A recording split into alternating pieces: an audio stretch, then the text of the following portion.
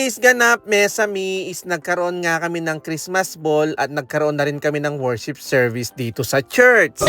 At dahil nga Christmas ball to, Mesami, nagkaroon nga kami ng motif, bali royal blue at saka silver. Kaya tignan nyo naman yung pormahan namin, tinodo na naman namin, miglupa na kinamarugong tao. Nyamatan. At dahil Sabado nga, maaga na rin kami nagbihis at para makapag-photoshoot na rin. Kaya abangan nyo na lang sa reels yung mga photoshoot namin. Nyamatan. Pagkatapos nga namin mag-photoshoot, Mesamis, dali-dali na nga kami pumunta dito sa church dahil mag-uumpisa nga ng 7 o'clock at 6:30 pa lamang is nandito na kami sa Samala. Sobrang excited nga kami dahil sa mga parapol na bigas. Nyamatan. Maaga talaga kami, Mesami, para maabutan naman namin yung praise and worship. Hindi kompleto kasi yung worship service kapag hindi tayo nakapag-praise and worship.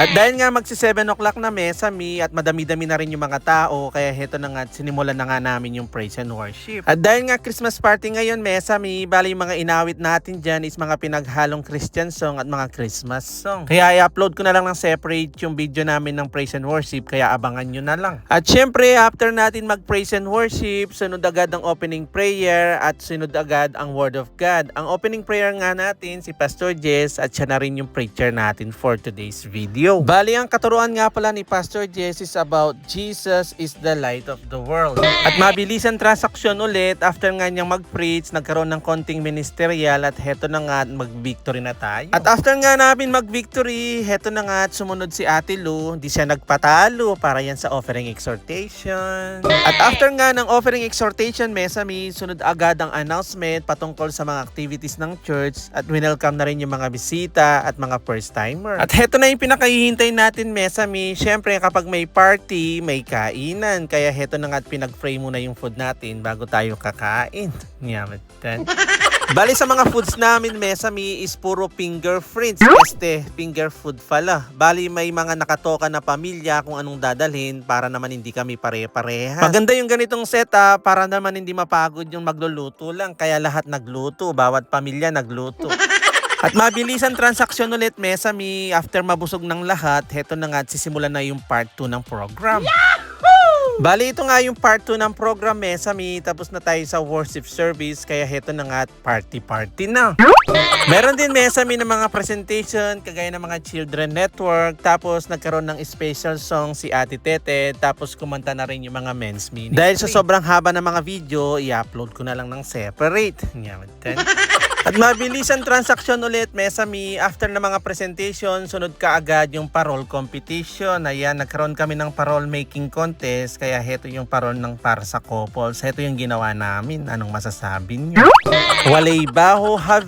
Anyamatan.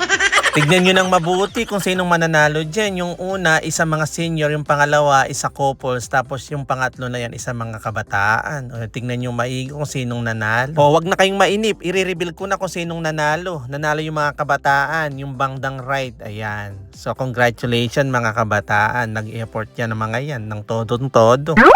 At syempre, dahil nga Christmas ball ito, hindi mawawala yung best in gown. Ito naman yung mga naggagandahang gown at mga nag-effort na nag-gown sa gabing ito. Tingnan nyo. Hindi ko na na-videohan, Mesami, yung mga nanalo dyan. Bali, 3 yung nanalo dyan. Si Sister Katrina K, tapos yung magtita, si Sister Marites, at saka si Zoe.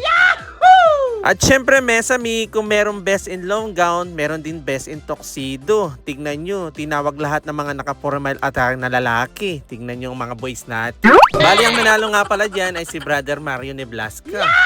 At syempre, ang panghuling pinakahihintay natin yung parapol nila. Syempre, meron pa bigas yarn at may kasama pang rice cooker. O diba, may bawi lo.